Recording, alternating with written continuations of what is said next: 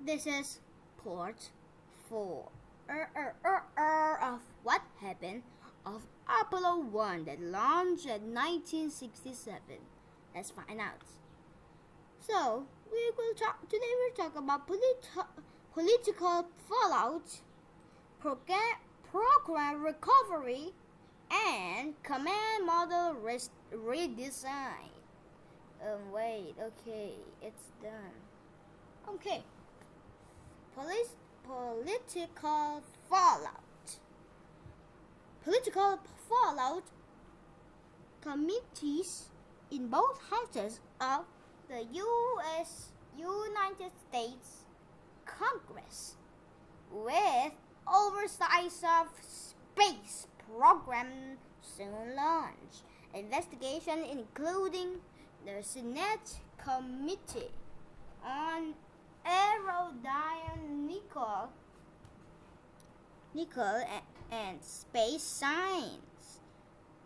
Okay, shared by Senator Clayton Peterson. Okay, it's pretty good so far. Siemens Web. Oh, who's this? Okay, Siemens Web manned space flight. Administered Dr. George Mueller and Apollo program director Jen Samuel C. Phillips. Yeah, it's this guy. Were called to testify before Anderson's committee. In the February 27th hearing, Senator Walter F. Mondale asked Webb if he knew of a report of extraordinary problems with the performance of North American invasion of the Apollo contract. Webb did not reply. He did not, and Webb replied he did not, and deferred to his subordination. Like nation. Also subscribe, please. We also thank you for 20 subscribers. Okay. In the February 27th hearing, Walter F. Mondale. Is he a president? Oh, okay. Asked Webb if he knew of the report extraordinary problems with the performance of North American invasion of the Apollo contract. Webb did not reply.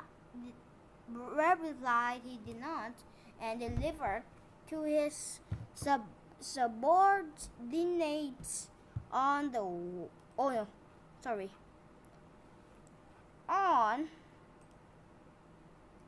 is it?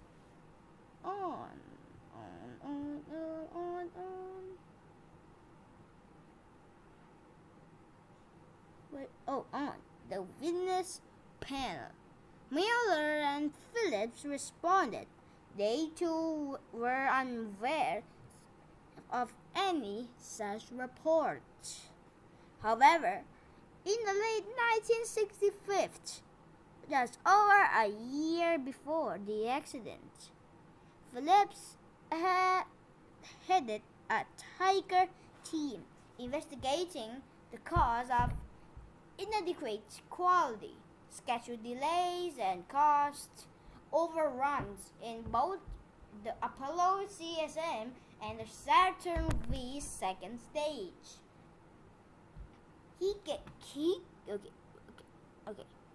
gave an oral presentation with transparencies of his team's finding to Mueller and Siemens. Also presented them in a memo of North American President John L. Atwood.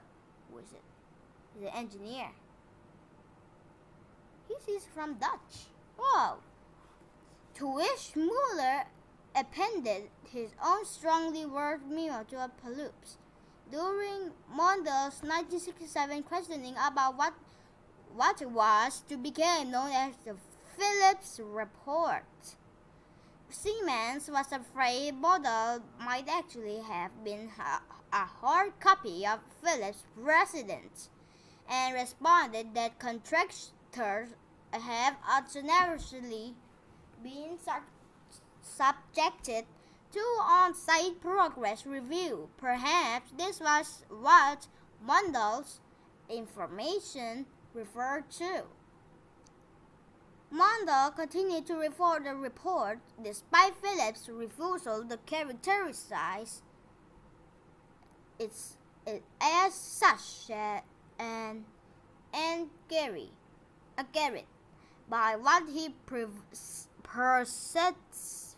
How many are left? Okay, I will go here. How many are left? Oh my gosh. Oh yeah, only this. Okay, wait. Okay, here.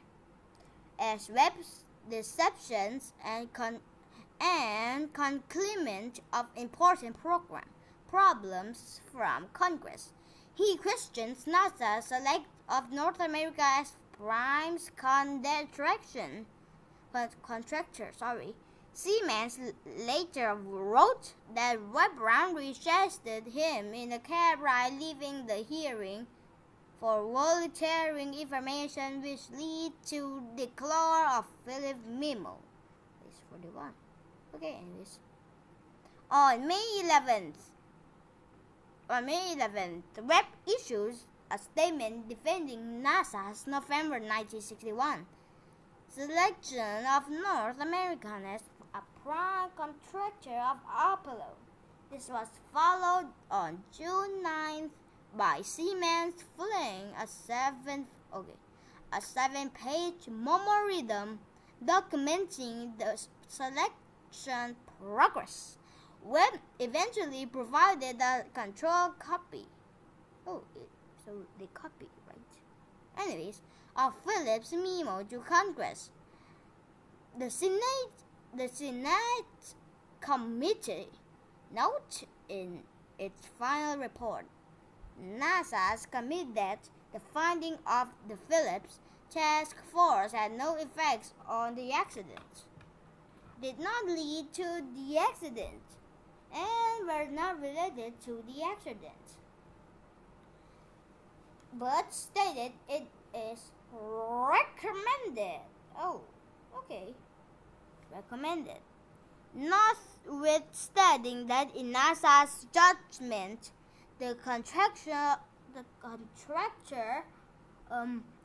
later made significant progress in overcoming the problems, the committee believes it should have been informed on the situation of committee that's not object to the position of the Minister of NASA. That all details of government or contractor relationships should not be put in public domain. However, their position in no way can be used as an injurement for not bringing this or other serious situation of the attention of the committee. How many more? Wow.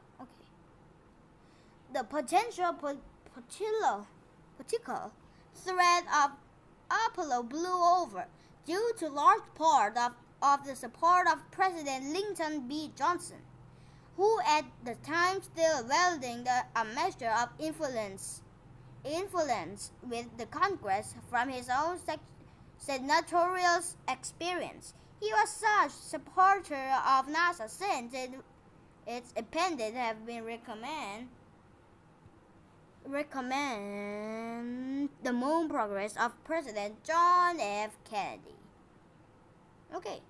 In 1961, and was skilled in portraying it as part of Kennedy's legacy. Relations between NASA and North America deteriorated over the assignment of blame. North America anchored unsuccessfully. It was not responsible for the fatal error in spacecraft atmosphere design. Finally, Webb contacted Atwood and demanded either he or chief engineer Harrison A. Stormy resign. Atwood elected two firestorms. On the NASA side, Joseph Chia resorted the barbiturates and alcohol to order to help him. Why is needed alcohol? Help him cope. What is cope, by the way? Cope. Sorry guys, I need to get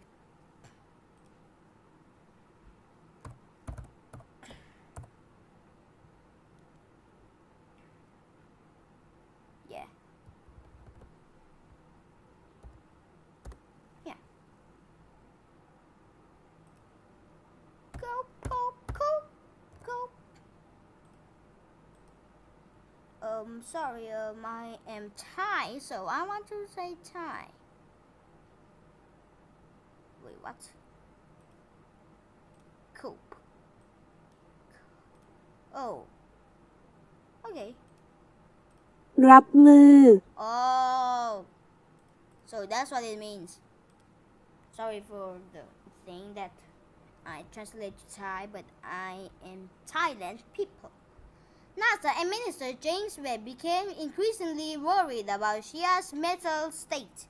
Shia was asked to take an extended voluntary leave of absence, but Shia refused, threatening to resign rather than take leave. As a compromise, he agreed to meet with a... What is this? Okay, I also gonna translate this. What is this? And now, copy. Okay, I'm stuck. Well, yeah, Google Translate. Thank you.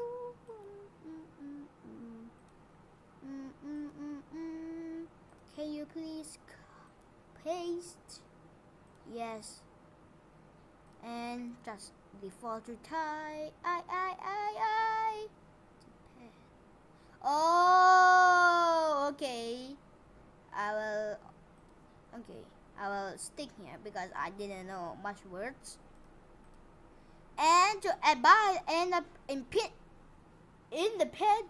independent assessment of his physiological fitness, this approach to move Shia from his position was also unsuccessful. Okay.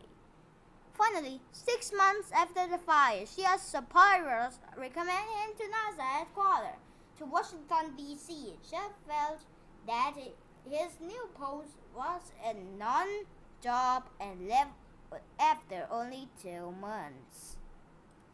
Next, program recovery. Gaincrest called a meeting of his staff in Mission Control 3 days after the accident.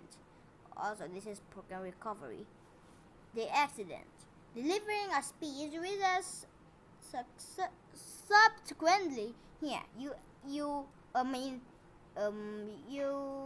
read. I will not read, sir. You read. Why you cannot copy? Okay. I can do this. Okay.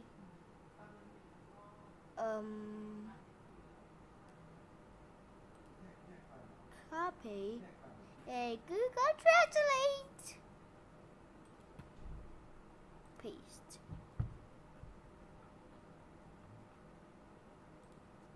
นับจากวันนี้เป็นต้นไป หน่วยควบคุมการบินจะถูกเรียกด้วย2 คำคือ เข้มแข็ง และมีความสามารถ เข้มแข็งหมายความว่าเราจะรับผิดชอบต่อสิ่งที่เราทำหรือสิ่งที่เราล้มเหลวที่จะทำตลอด You don't yapping anymore. Sorry.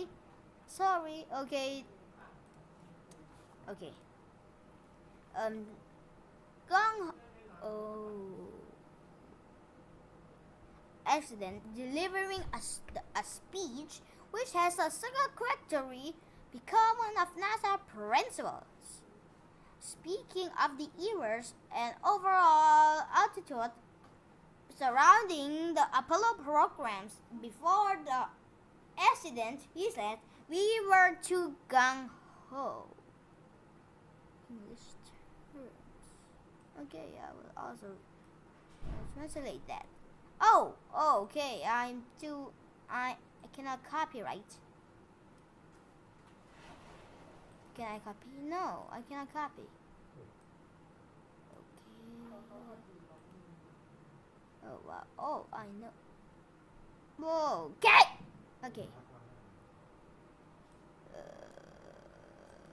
Why it cannot do like that? Oh, I cannot go to translate. What? How did I cannot go with that? I cannot translate too. Oh, that's easy. Paste. Gung-ho. Gung-ho. But what does that mean? Okay, great. About the sequester and be block of the problems we saw each day in our work. Okay, every element of the program was in trouble, and so He reminded the team of the perilous and the marvelousness of their invader and started the new requirement that every member of the team in mission control be tough and complete, requiring nothing less to part throughout NASA's program in 2030, following the Space Shuttle Columbia disaster. NASA and Mr. Sean O'Keefe quoted a Quran's speech, applying it to the Columbia crew.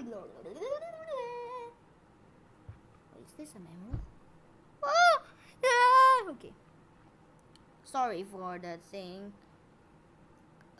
I will not read, so I don't want to read this, but I will not translate. I will let the thing translate.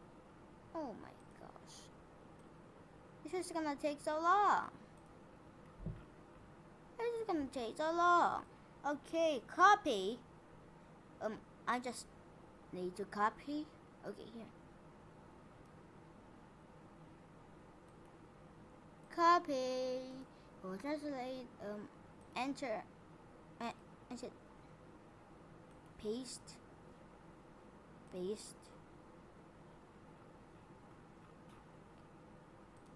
Well, now is English. Texas seeds, max 3,000. And what is this? This is not even the 1,000. Fine. No. Here. Do this and 3,900.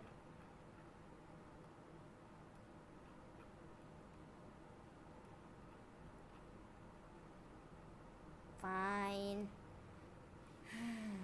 Oh my god. Okay. I think we should be enough. Okay, great. 1, 2. Okay, I need to go back again. And I need to do like this. Command Module Redesign. After the fire, the Apollo program was grounded for review and redesign.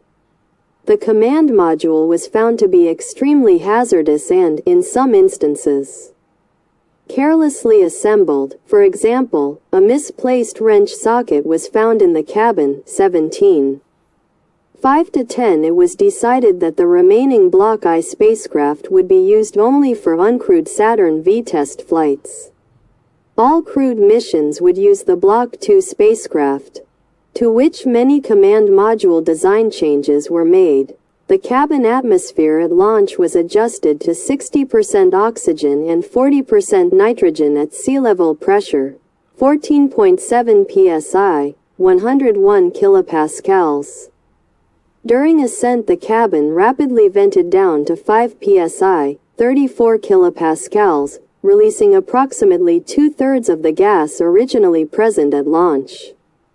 The vent then closed and the environmental control system maintained a nominal cabin pressure of 5 psi, 34 kilopascals, as the spacecraft continued into vacuum.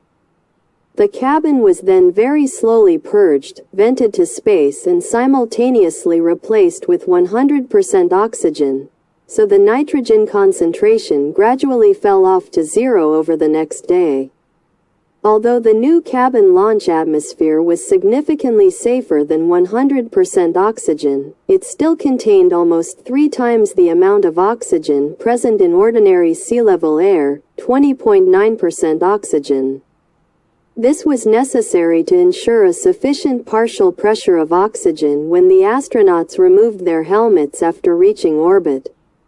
60% of 5 psi is 3 psi, compared to 60% of 14.7 psi, 101 kilopascals, which is 8.8 psi, 61 kilopascals, at launch, and 20.9% of 14.7 psi, 101 kilopascals, which is 3.07 psi, 21.2 kilopascals, in sea level air.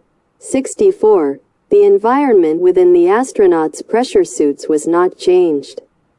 Because of the rapid drop in cabin and suit pressures during ascent, decompression sickness was likely unless the nitrogen had been purged from the astronauts' tissues before launch.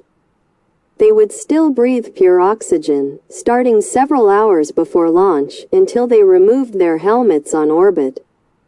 Avoiding the bends was considered worth the residual risk of an oxygen-accelerated fire within a suit. 64. Nylon used in the Block I suits was replaced in the Block II suits with beta cloth, a non-flammable, highly melt-resistant fabric woven from fiberglass and coated with Teflon. 64. Block II had already been planned to use a completely redesigned hatch which opened outward and could be opened in less than 5 seconds. 64. Concerns of accidental opening were addressed by using a cartridge of pressurized nitrogen to drive the release mechanism in an emergency, instead of the explosive bolts used on Project Mercury. Flammable materials in the cabin were replaced with self-extinguishing versions. Plumbing and wiring were covered with protective insulation. Aluminum tubing was R. Okay, there's more also.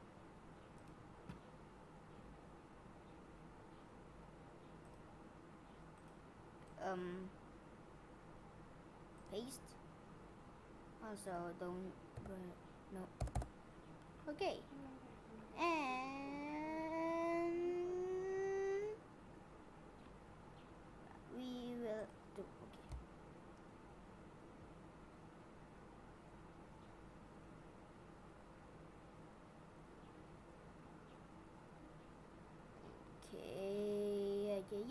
Yay.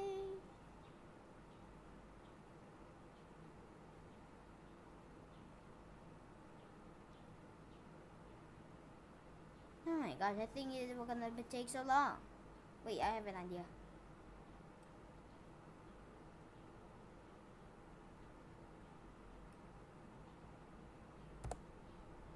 Easy. Replaced with stainless steel tubing that used brazed joints when possible. 64. Thorough protocols were implemented for documenting spacecraft construction and maintenance.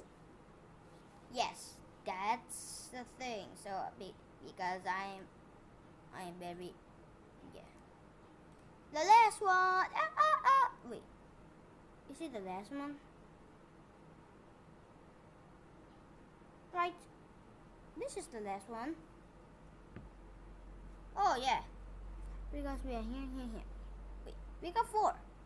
Okay, this is a special one because I using so it didn't do it any much.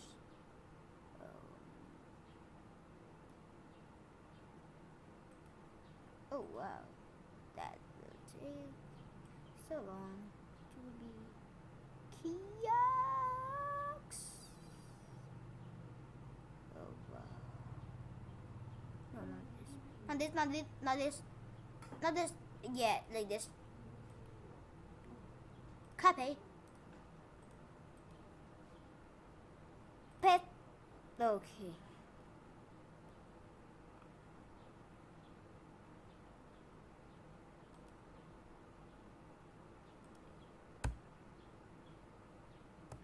Yeah, what about this? Are you kidding me?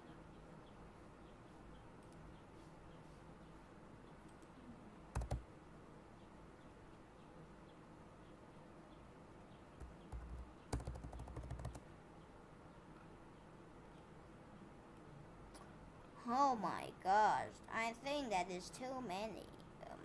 I think we should be okay on this.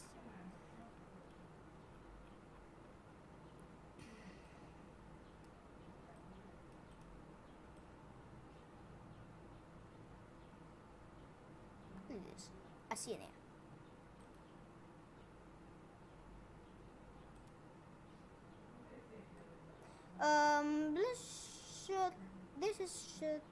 This should be okay.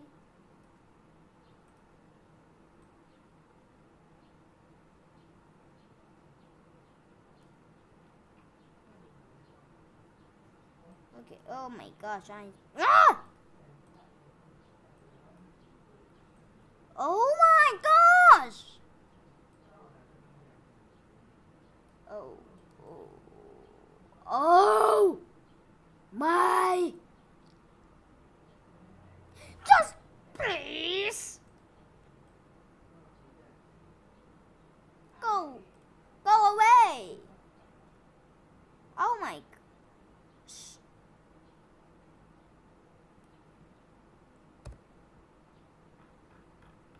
You okay? You son of a!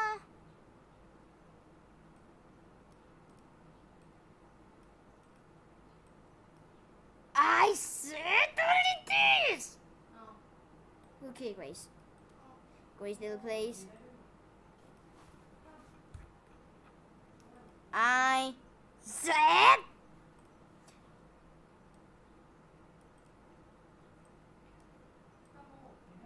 I said okay, great. I will ban Google.